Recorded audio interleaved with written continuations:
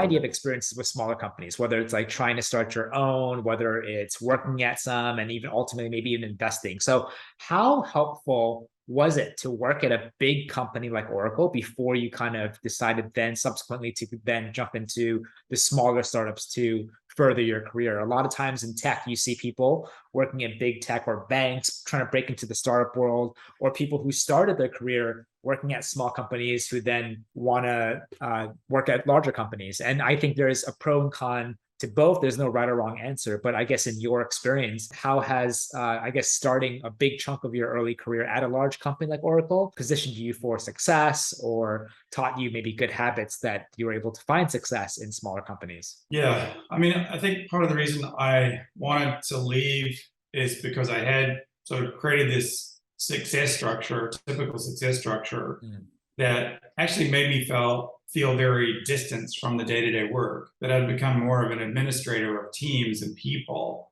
and dealt more with sort of HR issues, and then being involved in the sort of technology and product and marketing on a day-to-day basis. You know, when you're a VP and you have a dozen teams reporting to you, that's your job. You have to, you know, that's your job just changes. And I felt separated from the sort of the work that I love doing, which was building products, marketing products, telling the story of products and why they existed and why people needed them. So I think working at a large company gives you a tremendous foundation and sort of the basics, and that ability to sort of get exposure to a lot of different things, in a very structured kind of way. So I think that was great. But in terms of me making the transition to very early companies, it was almost a showstopper. I interviewed for the head of marketing job at LinkedIn. I mean, they were a pretty early startup in around 2008, as I was transitioning out of Oracle. And the CEO at the time was like, hey, look, I love your background and experience. I just don't know if you can make this transition from, you know, having these teams, 120 people reporting to you, and being this administrator, to being hands-on and being a player coach here at this company. And this is a really pivotal, important role for us as we grow. And that's kind of the one that got away, right? That I didn't get that job. I obviously regret not getting that job. That would have been an incredible outcome personally, but was not able to convince him that I could make that transition. And he just didn't have the confidence. Like, are you going to be, you know, you're going to be, you know, knee deep in the work here? Are you going to be able to go from managing people doing the work to actually doing the work as well as building a team? So obviously landed at another startup that was even earlier than that. And having that very early startup experience, literally working for the first winter in the founder's garage as we were like a 3 or 4 person team and growing, and, you know, after raising the first couple of $1 million, and having a complete roller coaster of an experience at that first company, and doing everything, not just doing the role I was hired for, but helping the founder run the company, doing operations, doing business development, doing marketing, help evolve the product, doing fundraising, like pretty much everything you could ask for in an initial startup experience, is getting exposed to everything. But also being a complete rookie and not really knowing any of the rules of startups, made for a kind of chaotic first couple of years at that company, but ended in a great outcome with the sale to VMware, which is also nice as a first time out. Having a positive outcome for everyone in the company. So I think, you know, did any part of my experience at Oracle help with that? Absolutely. Like having the fundamentals of knowing how to do, you know, build products and do marketing for those products and grow the user base of the product and the company were all fundamentally great things. It seems like the biggest skills that companies crave or assume that these professionals have are a lot of within the digital acquisition space. So it's like a lot of paid search, paid social. If they've done an affiliate or SEO, SEM, that's great. Is that kind of aligned to your definition of growth marketing today? Or maybe perhaps there's no right or wrong answer, like you alluded to earlier? Yeah, that feels honestly a little bit constrained. I think I would bound that by what we call performance marketing, right? Is maybe just top of the funnel, SEO, paid UA. And I think if that's okay, if you're big enough and you can have people just in those roles who are really, and I've had organizations where we built those teams before and it's been great.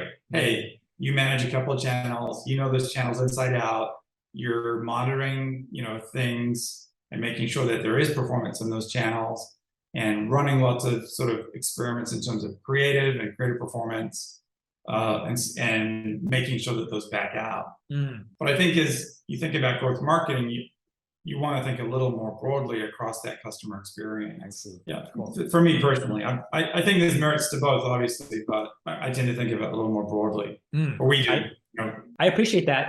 It's definitely food for thought, and perhaps maybe it's going to be something that continues to be dynamic and evolve over time. But two more things on marketing, if you can allow me. So number one, will there be a resurgence, in your opinion, with like ads in billboards, TVs, radio? And my second question to you is, what are your honest thoughts on TikTok? Well, I can answer TikTok because I'm not a user and I've sort of purposely avoided it. I waste enough time on Instagram as it is. I think there are pros and cons to TikTok. I think their algorithm is amazing. I think the way that they measure facial reactions to things and build it into their algorithm is both genius, maybe evil genius.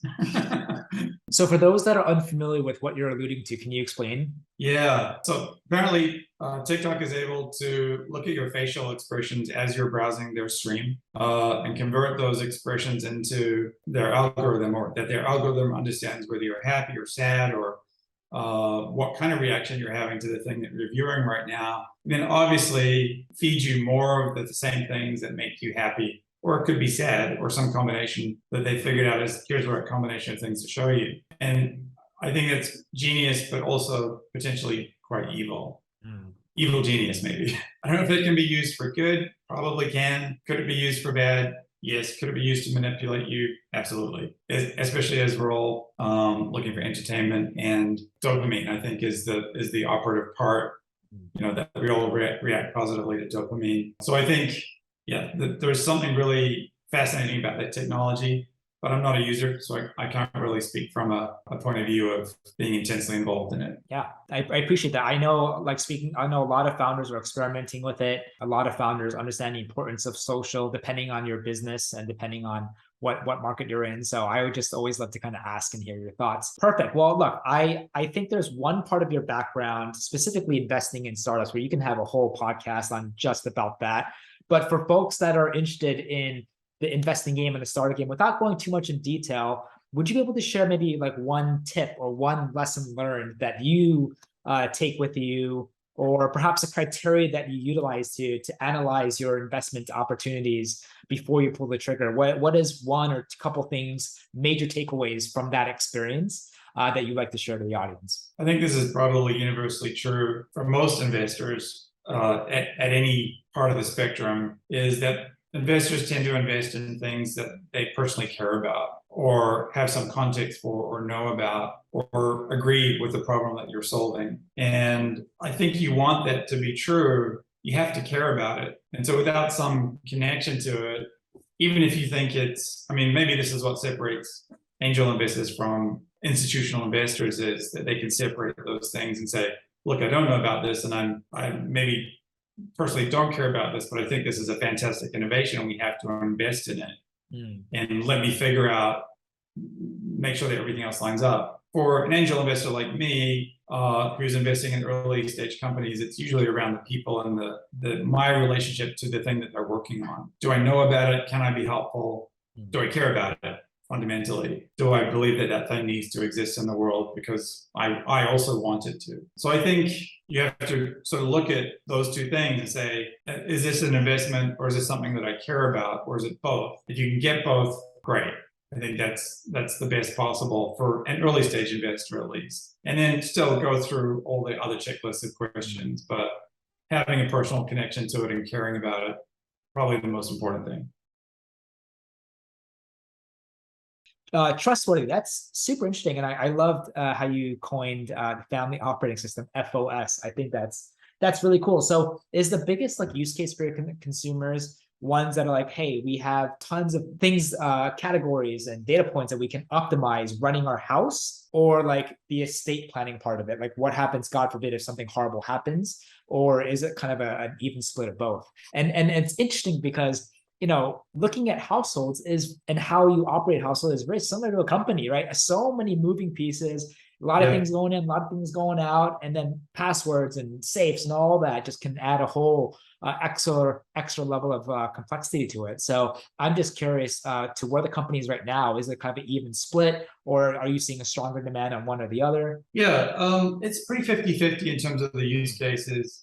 But the thing you just did there was really telling, especially me coming from this corporate background at Oracle, where we had thousands and thousands of systems to manage company information. Mm-hmm. A CRM for customers, front office, back office, marketing, on and on and on. And consumers really have nothing, right? There's no system of record to help them run their families. Mm-hmm. And their family business. And I mean, obviously, the business of family is not a family business. Many of our members do also have family businesses, which is a whole nother domain of complexity for them. And it's actually one of the biggest new categories that they've asked us for. Coming back to those use cases, though, I think we see people equally split between I want access and utility. I'm looking for the VIN number for my car. Obviously, that's a huge, combination of letters and numbers that I'm never going to remember.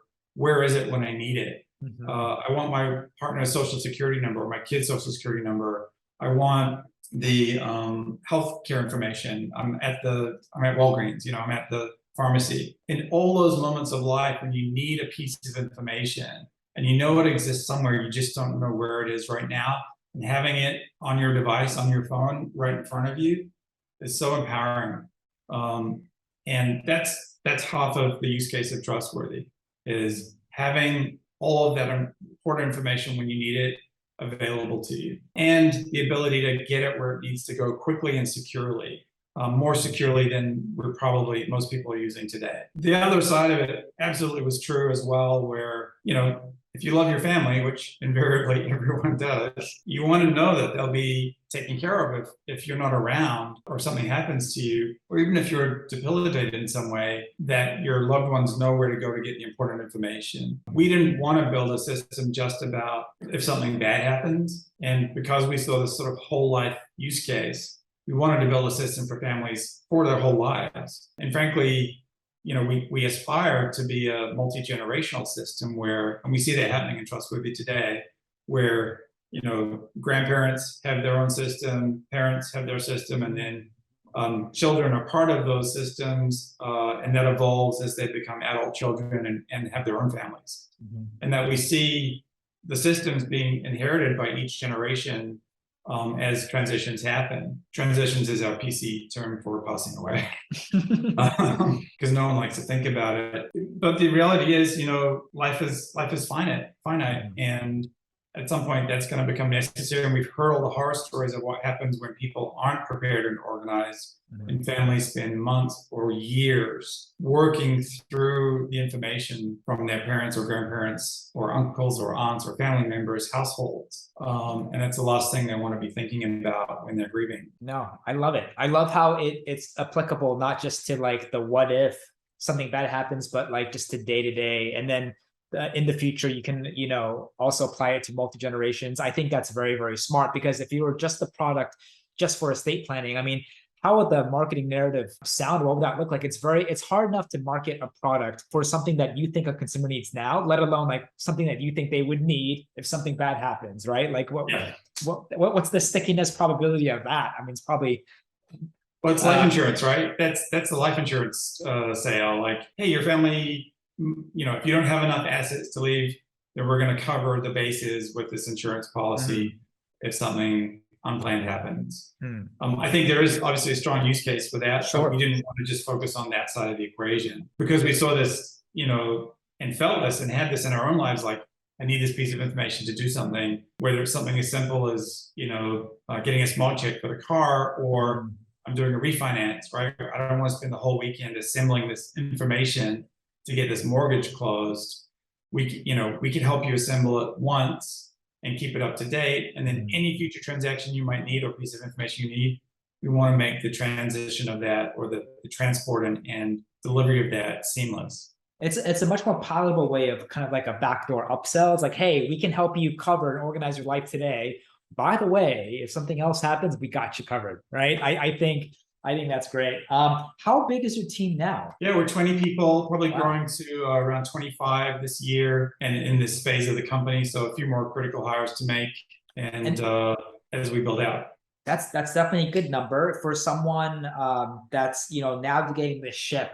What is like your favorite channels of finding and recruiting talent? Because people who are listening in tech, they know that the competition for talent is hyper competitive. And people who are not in tech, I think talent in general is competitive, right? But for a smaller company that's trying to go after the same talent, and you're battling the Facebook and Googles of the world sometimes for the same talent. How, like, what are some of your favorite methods to help you scale from you and the co-founder to a team of 20 now? Yeah, obviously, we try and leverage our networks as much as possible. So our personal networks, our team members' networks, we pay bounties to team members if they help land a successful candidate, and leverage referrals as much as possible, obviously from our investor networks as well. Beyond that, we use services like AngelList, which seems to be particularly robust for early stage companies. And because we're a distributed company, and a diverse company, we use sort of specific networks like We Work Remotely, Girls Who Code, and sort of other more niche kind of network or places to find folks. I love it.